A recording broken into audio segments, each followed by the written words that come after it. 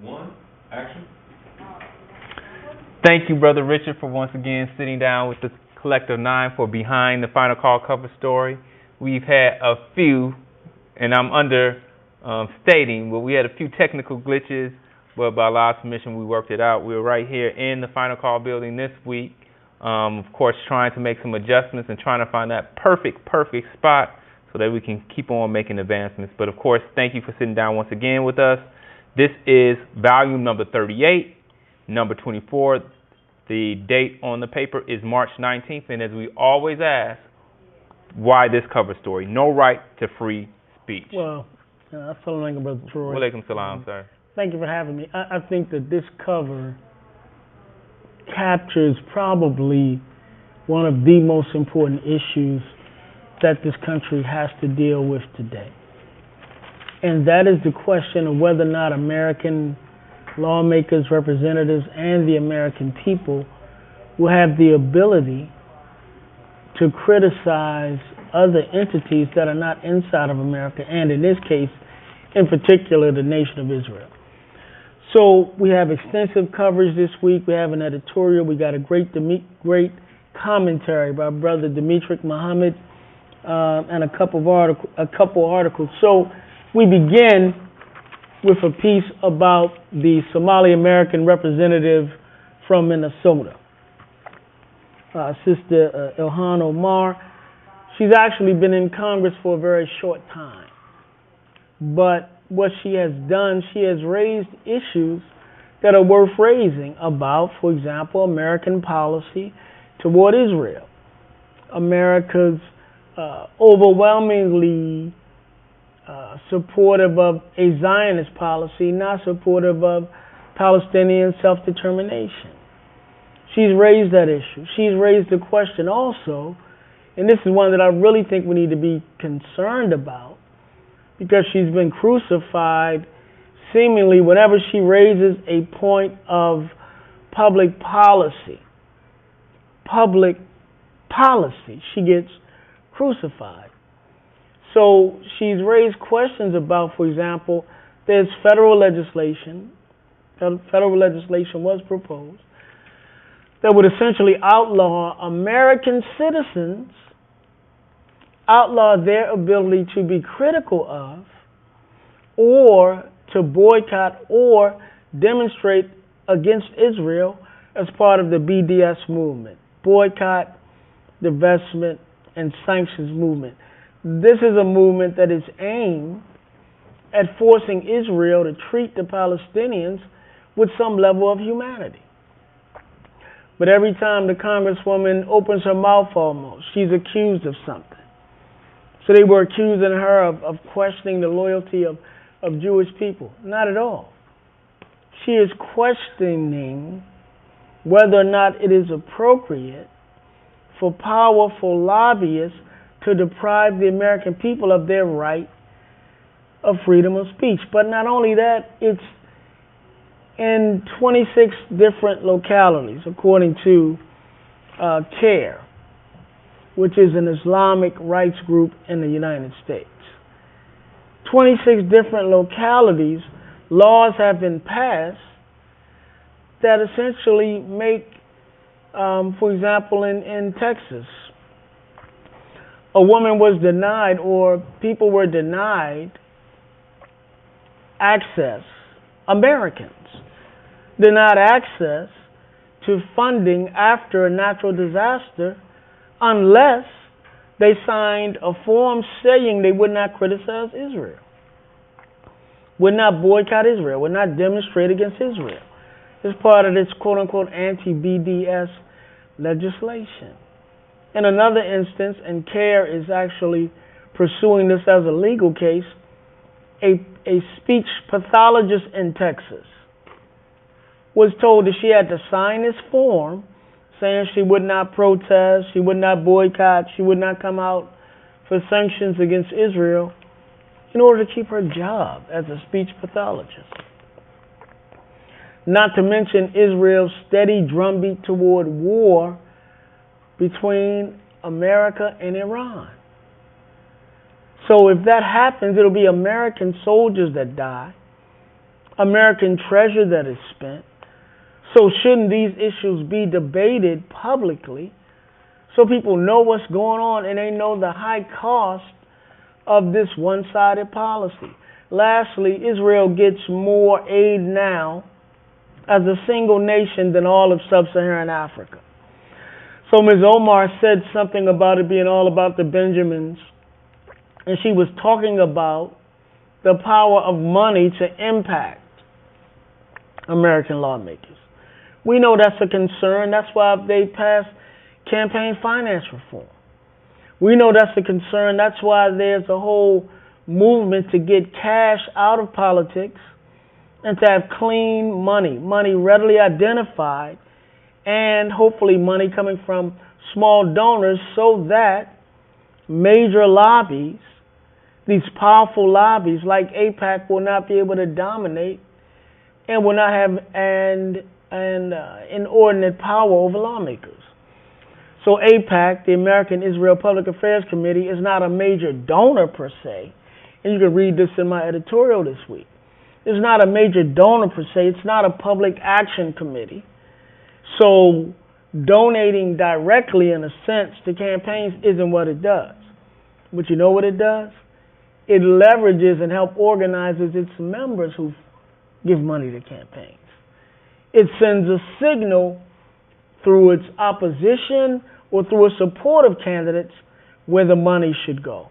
It also lobbies heavily for American weapons and defense systems to go to Israel. So when Ms. Omar talked about it's all about the Benjamins, she was absolutely correct. And by the way, the Honorable Minister Louis Farrakhan mentioned that same thing. So we should be careful to always look for what is the truth in the equation, even if a mistake was made. So no, AIPAC is not a political action committee, but AIPAC is a very powerful lobby that does use money and its ability to have people donate money. Some of the major donors to the Republican Party are friends and supporters of AIPAC. So we have to be careful when word games are being played and to try to get to the bottom line, which is, will the American people's rights to free speech be abridged because you have these folks that don't want any criticism of Israeli policy? That's a problem. Even Bernie Sanders, who's running for president and who happens to be Jewish, said that the federal legislation that was put forth was absolutely a violation of the First Amendment or the right to free speech. The American Civil Liberties Union has also come out against this legislation. So we have a few different articles dealing with this. We know that black activists, leaders, politicians have been targeted. We know that the Honorable Minister Louis Farrakhan of the Nation of Islam has been targeted because of his criticism of Israeli deeds and Jewish misdeeds. So I don't think this is going anywhere, and certainly they continue to try to target Ms. Omar. There was even questions about her and whether or not she was loyal to America, and in one place there was a poster kind of trying to link her to 9/11. So these are the ugly things that we're seeing. And these are the important things around this issue of the Jewish lobby, the Zionist lobby, the power that they have to impact U.S. policy and impact the lives of Americans. So we just need to stay informed, listen to all sides, and then make up our mind. Certainly, we're not anti-Jewish nor anti-Semitic. It makes absolutely no sense. What will we gain from doing that? We gain absolutely nothing. We are against those who are anti-black. We are against those who are anti-truth. We are against those who would curb the right to free speech, which is one of the most important rights guaranteed in the Constitution. And we do believe that black people are the choice of God today. We believe that. And we believe that state called Israel, has not had any peace since its inception, and we believe, as Minister Farrakhan has said, they cannot have peace if the society and the country is founded on lying, thievery, and depriving human beings, Palestinians, as well as Africans, as well as Ethiopian Jews, of their rights. You can't have peace. The only way you can have peace is if you follow the law of Moses and treat people as you would like to be treated. Yes, sir. Otherwise, you've just got oppression. So there's a lot going on here, but we hope you will check out the whole package. And again, Brother Dimitri, very good piece from the spiritual perspective about the prophetic children of Israel and God's warnings to them. So very, very good pieces this week. Thank you. And of course, the sub-headline for the paper, of course, no right to free speech. Black leaders, thinkers, activists targeted as advocates for Israel shut down any criticism of U.S. policy or wrongdoing by the Zionist state coming from Americans. Of course, and as you mentioned, there's 4 different articles that are addressing this topic. I want to jump a little bit on, of course, because, of course, our Egyptian sister, Representative Omar, is a black woman. Somali, American sister. She's a black woman. She is a black woman. And even though that's dealing with something a little different, we want to talk about the first article that appears on page 2, Black Woman and the Ugly Reality of Domestic Violence. Well, this is a piece we worked on for some time, and it's actually part of a package around the status of black women and girls that we use on the first 3 pages. I'm sorry, the first 3 interior pages. Mm-hmm. So on page 2, we talk about, just this horrible problem of black women being abused and murdered by their loved ones. So we get into this problem of domestic violence that we have to solve. We can't hide from it. We can't deny it. We got to solve it. The Honorable Elijah Muhammad said, respect and protect the black woman. So our community, and we as men in particular, have got to understand you don't abuse women, you don't beat women, you certainly don't kill women. And so in this piece, we just wanted to highlight some of these cases. There was a kind of horrible spate of tragic and deadly incidents around November last year, around Thanksgiving last year. So we kind of started from there, but we get into the depth of this problem and how it has to be addressed. That's on page 2. On page 3, we've got a report on the best and worst states for women. Interestingly enough, based on some data and some interviews, but a very good read. As always, we note that when you talk about women, you got to be careful. The status of black women is not the same as the status of white women. The status of Latino women is not the same as the status of white women. But we thought it was a pretty good, interesting article. Then on page 4, we got a story about the epidemic of missing black girls and how it continues to stump authorities and frustrate parents. These are all problems we have to address in our community. Every couple days it seems now you're hearing about someone trying to snatch a little girl, a little black girl, literally off the street. Coming home from school, going to school, just walking down the street. So we have to stop that, in particular as black men. So we're hoping that these package of articles, or this package of articles, will put some focus on the need to protect, respect, and uplift black women, and make us more aware. And hopefully when we're more aware, we will take more productive and positive action. Yes, sir. So all of those are very somber and not necessarily the most pleasant discussions about the black woman, even though we're still fighting and moving forward. But there is one that discusses the celebration of the black woman with the Black Lives on page 8. Black Lives Matter Award celebrates young people and women's march leaders. Yeah, this is a nice little story out of Toledo, Ohio, where an activist group there actually, I think this is their second or third year, their Black Lives Matter Awards. So they honored a couple of the Women's March leaders. Bob Bland came out and spoke. She's a co-leader. Our sister Tamika Mallory was not able to attend, but she also sent her greetings to the group. And it's a pretty diverse group, Muslims, Christians, and they this year really look to honor young people. So that's very important because they are now helping to nurture, nourish, and develop the next group of young black leaders. So that's something we should all be concerned about. And as you stated and expressed from the Honorable Elijah Muhammad, we're taught that a nation can rise no higher than its woman. And the Honorable Elijah Muhammad said, where there's no decent women, there's no decent men. And I saw, and I was like, what, man, he should have called me up. That's actually, I graduated from Leo. Oh. And I saw that there's a program building up young black men. So can you talk a little bit about what you didn't invite me to come out to, but, you'll look out for me next time.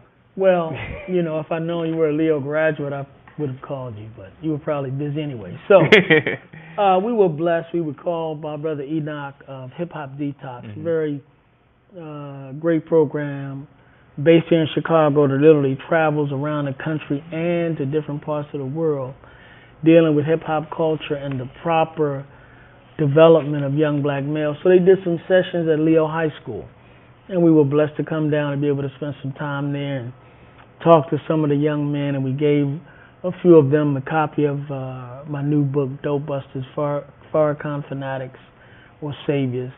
Very inspiring. I mean, it just shows that what our young people need is help. What they need is direction. What they need is guidance in a world gone mad. So I was really just totally impressed by these young men and Brother Enoch and his crew. I mean, it was a great, great, great day. And we all have to get involved on some level in helping to develop our children. We can't depend on somebody else to do that for us. We have to do that for ourselves. Yes, sir. Thank you. And I'm going to jump to the center article, of course, of the Honorable Minister Louis Farrakhan. And I wasn't even aware that this occurred. Mm-hmm. But the Honorable Minister Louis Farrakhan was able to give words to the Women of Impact Awards in 2019. Although not physically there, he was able to send words to them. So can you kind of discuss that a little bit? Well, this was earlier this year in New York City. And Imam Abdul Malik, Islamic leader in his own right and friend of the Nation of Islam, did a program where he honored women. And he asked the minister to speak. So the minister was able to phone in from Chicago. So I'm not going to get into the article because I think everybody should read it. Yes, sir. But suffice it to say, the minister talked about women, the rise of women, and why that's important right now. What it means not only for progress for women, but progress for society in general, given that men have been in charge, they've messed stuff up. So, very, very, very insightful article. Not very, very long. I'm going to read one thing that the minister said. He said, the freedom of women all over the world to gain as much knowledge, wisdom, and understanding of all things is vital. No woman should be left behind. So he is again calling for the freedom of women, opportunity for women, development of women, protection of women. And it's a great piece. You need to read it in the paper, get the digital edition, or go to finalcall.com. It's there right now. Yes, sir. Well, I know this is a shorter edition. I have to make a few runs, and of course we got started later than I expected, but I want to definitely provide an opportunity. Are there any other things? Of course, everything in the paper. You need, as you mentioned, you need to get your digital edition of the paper so that you can not only read the paper, if you're a little lazy or if you really actually if you're a little busy and you can't necessarily stop and read the paper cover to cover, you can actually listen to the paper cover to cover. So if you have a digital edition, we recommend that you get a digital edition of a subscription of the paper so that you can do that. But of course, always we want to make sure that you're supporting the brothers out in the street with the paper. make sure you do that. Get your latest edition from the brothers, or you can get a subscription sent straight to you. Some people may be in an area where they don't have the opportunity to see the FOI in the street, or know an MGT that they can get the paper from, but you can subscribe and get it sent to you on a weekly basis. So, what else in the paper do you would you like to highlight? I would say check out our international news, and we got a piece about Haiti and some mercenaries that were in Haiti. They came out of America. You need to read that. Again, the editorial I think is very important. Brother Dimitri's piece is important. We talked about the minister's piece.